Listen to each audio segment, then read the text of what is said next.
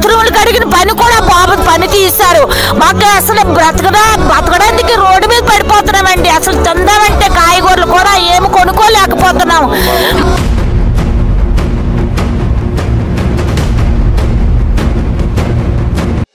Okay, అందరికీ నమస్తే. విశాఖ ఉక్కు ఆంధ్రుల హక్కు అనే నినాదం ఒక నినాదం కాదు, ఇది తెలుగువారి యొక్క ఆత్మగౌరవం. 45 సంవత్సరాల పైగా అయిన ఉక్కు నిర్వాసితులకు ఎటువంటి పరిష్కారం కూడా జరగలేదు. ఆ స్టీల్ ప్లాంట్ వస్తే ఆంధ్రప్రదేశ్ బాగుపడుతుందని, దేశం బాగుపడుతుందని భూములు ఇచ్చిన ఉక్కు నిర్వాసితుల పరిస్థితులు ఇప్పుడు ఎలా ఉన్నాయి? అసలు మనకెందుకు ఈ రౌడీ ఎమ్మెల్యేలు, ఎంపీలు, రేపిస్ట్ మినిస్టర్లు?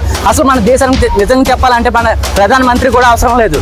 ఎందుకంటే ఇంత జరుగుతున్న ఏ ఒక్క రాజకీయ నాయకుడు కూడా ఇక్కడ ఇన్వాల్వ్ అవ్వలేదు. 45 సంవత్సరాల పైగా బాధలు పడుతున్న విశాఖ ఉక్కు నిర్వాసితుల పరిస్థితులు ఎలా ఉన్నాయి పాయింట్ మీ వీడియోలో మీకు డిస్కస్ చేయబోతున్నాను. అంతేకాకుండా ఎక్కడెక్కడ ప్రైవేట్ స్టీల్ ప్లాంట్ అన్నింటికి గొండలు కేటాయించిన స్టీల్ ప్లాంట్ ప్రభుత్వ రంగంలో ఉన్న ఈ విశాఖ ఉక్కు స్టీల్ ప్లాంట్ కి ఎందుకు గొండలు కేటాయించలేకపోతుంది? అసలు విశాఖ ఉక్కు నిర్వాసితుల పరిస్థితులు ఎలా ఉన్నాయి? ఈ పాయింట్ ఈ వీడియోలో డీటెయిల్ గా మీకోసం తెలియజేస్తున్నాను. ఇంకా లేట్ చేయకుండా ఈ రోజు వీడియోలోకి వెళ్ళిపోదాం. మాకు 6 కోళ్ళు 2 కారులు ఉన్నాయి సార్. మా నాన్నగారికి జాబ్ లేదు, మా అన్నయ్యలకు తమ్ముళ్ళకు జాబ్ లేదు. మత్స్యకారులు సముద్రం తీసేశారు. ఆ పోర్ట్ లో జాబులు ఇస్తానన్నారు. మాకు పోర్ట్ లో కూడా ఒక జాబ్ లేదండి. మేము తినడానికి చాలా కష్టాలు పడుతున్నాం. బాబు ఉన్నాడంటే స్టీల్ ప్లాంట్ లో బాత్రూములు కడిగేవాడు. ఆ బాత్రూములు కడుక్కొచ్చి ఒక 15,000 13,000 జీతం తెచ్చేవాడు. మేము పోస్కారం చేసుకుంటేవాళ్ళు. మా భూమి అంతా పాతూరులోని భూములెల్లా తీసేసుకొని చిన్న ఇల్లు, ఒక ఇంటిలో ఒక స్థలంలో 3-4 ఫ్యామిలీ బతుకుతున్నామండి. మాకు 107 గజాల స్థలంలో 4 ఫ్యామిలీలు ఉన్నారండి. మాకు ఏదన్నా ప్రభుత్వం న్యాయం చేయండి. అసలు తిండేందుకు కూడా అన్నం లేదు మాకు. ఈ బాధలు పడుతున్నారమ్మా. అసలు కేంద్ర ప్రభుత్వానికి మీరు చెప్పాల్సిన డిమాండ్స్ ఏంటి? మేము ఎన్ని సంవత్సరాలు అంటే మేము 30 సంవత్సరాల నుంచి మాకు అసలు నిరుపేదలమండి. అసలు మమ్మల్ని పట్టించుకున్నారు ఎవరు? మా ఊర్లో కూడా మమ్మల్ని పట్టించుకోవట్లేదు చారు.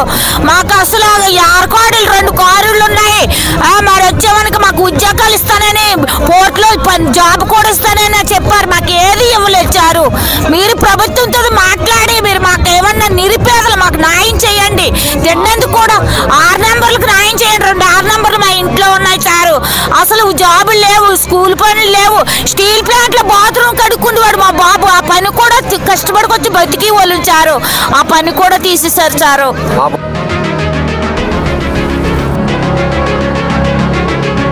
ప్లాంట్ కి భూములు ఇచ్చి 45 ఏళ్ళు గడిచినప్పటికీ కూడా ఈ రోజుకి ఇంకా 8,500 మంది నిర్వాసితులుగా మేము ఎదురు చూస్తున్నాం.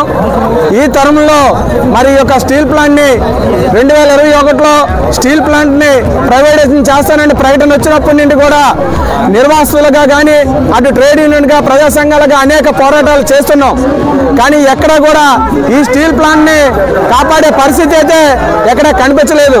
అందుకోసమే మరి ఈ మధ్యకాలంలో మీరు చూస్తున్నారు, ఇక్కడున్న స్థానికుల్ని, నిర్వాసితుల్ని అందరినీ కూడా కనీసం కూలి పని కూడా వీళ్ళందరికీ ఇవ్వకూడదనే ఉద్దేశంతో వీళ్ళందరినీ కూడా ఈరోజు తొలగించడం జరుగుతుంది.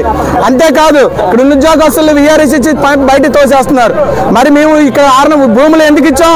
ఇక్కడ ఫ్యాక్టరీ పెడతారు, ప్రతి కుటుంబానికి ఉద్యోగాలు వస్తాయంటే ఇచ్చాం.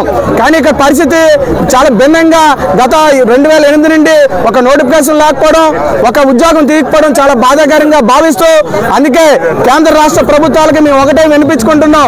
మీరు ఉద్యోగాలు ఇవ్వకపోవడం మీకు చేత కాకపోతే, మీకు రిక్రూట్మెంట్ తీసి ఉద్యోగాలు కానీ మా పిల్లలకి మా స్టూడెంట్స్కి ఇవ్వకపోతే ఏదైతే మా దగ్గర భూములు తీసుకున్నావో ఆ భూములు తిరిగి ఇవ్వమని చెప్పి మేము ప్రధానంగా డిమాండ్ చేస్తున్నాం. అంతేకాదు భూచారం చట్టం కింద జీవనోపాధి కింద ప్రతి నెల 25,000 రూపాయలు నువ్వు సెటిల్మెంట్ చేసేదాకా కేంద్ర రాష్ట్ర ప్రభుత్వాలు మాకు ఆర్ కార్డు ఎవరైతే మిగిలి ఉన్నారో ఆర్ కార్డుదారులు అందరికీ కూడా ఇవ్వమని మేము ప్రధానంగా డిమాండ్ చేస్తున్నాం. ఈ యొక్క కేంద్ర రాష్ట్ర ప్రభుత్వాలు నేను కూటమి ప్రభుత్వం గతంలో మాకు ఎలక్షన్ ముందు మేము చేస్తే ఉద్యమాల దగ్గరికి వచ్చి చంద్రబాబు నాయుడు గారు కానీ డిప్యూటీ సీఎం పవన్ కళ్యాణ్ గారు కానీ మాకు హామీ ఇచ్చారు. మేము ఖచ్చితంగా మేము కూటమి ప్రభుత్వం మేము అధికారంలోకి వస్తే ఇక్కడ ఉన్న నిర్వాసితులందరికీ కూడా సంపూర్ణమైన న్యాయం చేస్తామని చెప్పారు. కానీ ఇక్కడ ఆ పరిస్థితి కనిపించట్లేదు.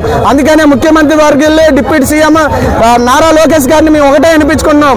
అయ్యా మరి కూటమి ప్రభుత్వం ఈ రోజు అత్యంగా ఓట్లతో 95 45,000 మెజార్టీ ఇచ్చి ఈరోజు పల్లా శ్రీనివాసరావు గారిని గెలిపించుకున్నాం. ఎందుకోసం గెలిపించుకున్నాం? మాకు న్యాయం చేస్తుందని గెలిపించుకున్నాం. కానీ ఇప్పుడు ఆ పరిస్థితి కనిపించట్లేదు. కనీసం మా కోసం మాట్లాడే పరిస్థితి కనిపించట్లేదు. ఒకప్పుడు మీరు ప్రతిపక్షంగా ఉన్నప్పుడు మా ముందుకు వచ్చి మాట్లాడారు. ఈరోజు గెలిచిన తర్వాత మా బాధలు చెప్పుకున్నా సరే ఇక్కడున్న లీడర్షిప్ మీ దగ్గర తీసుకొచ్చే పరిస్థితి లేదు.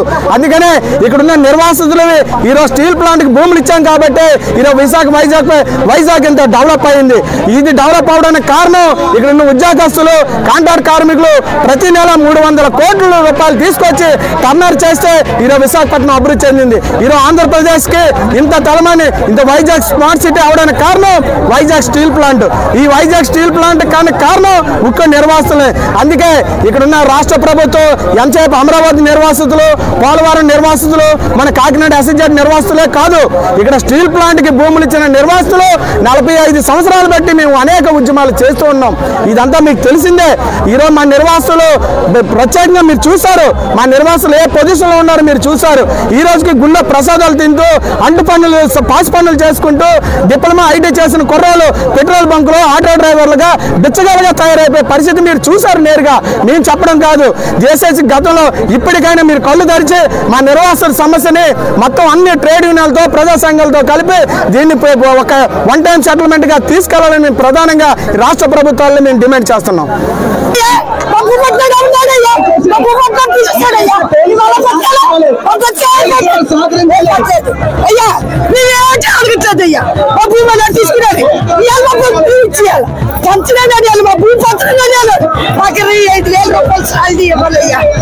ఆడమ్మ బాగా తగ్గిస్తున్నారా? మా తాతలు భూమి, మా అమ్మ తాతలు ఈ భూమి ఎవడమ్మ మా అడగట్లేదు. మా అమ్మ బాగుంది, మా అమ్మ ఆ భూమి ఎవడింట్లో ఎవడమ్మ తెచ్చి ఎవడు బాగుంది ఆశించి అది మా అమ్మ తాతలు భూమి. మేము ఇక్కడే కూర్చుంటాం. ఈ భూమి ఆడు కూర్చుని సీట్ భూమి ఇచ్చాడు. ఆడు కూర్చున్నాడా? ఆడు కూర్చున్నాడా?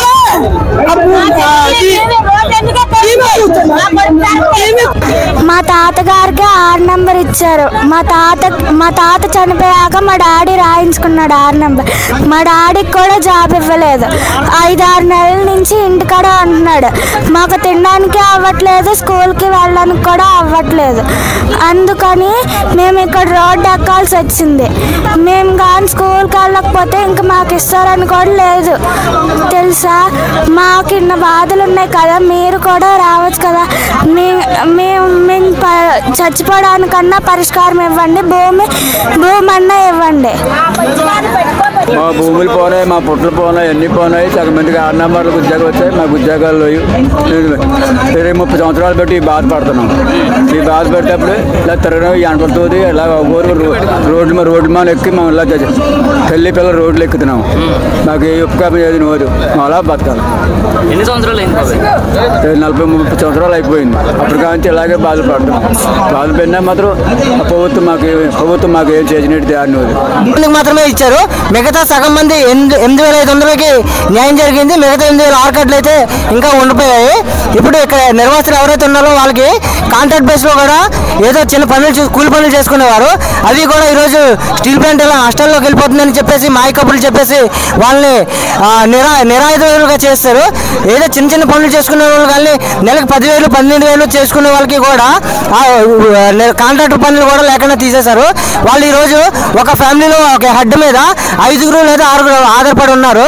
పిల్లలు ఉన్నారు, తల్లిదండ్రులు ఉన్నారు. వాళ్ళందరూ కూడా ఏదైతే కుటుంబ సభ్యుడు హెడ్ ఉంటారో తండ్రి మీద ఆధారపడి ఉన్నారు. ఈరోజు ఆ తండ్రికి ఉద్యోగం ఏదైనా కాంట్రాక్ట్ పని తీసేసినట్టయితే ఆ స్కూల్ పిల్లల ఫీజులు కానీ లేదంటే నెలకు సరిపడా సరుకులు కానీ అలాంటివి తీసుకోవడానికి ఇబ్బందులు పడుతున్నారు. స్కూల్ ఫీజులు కానీ, ఆరోగ్య సమస్యలు కానీ, అలాగా ఈ నిర్వాసిత కాలనీలో అలాంటి సమస్యలు ఎక్కువైపోయాయి.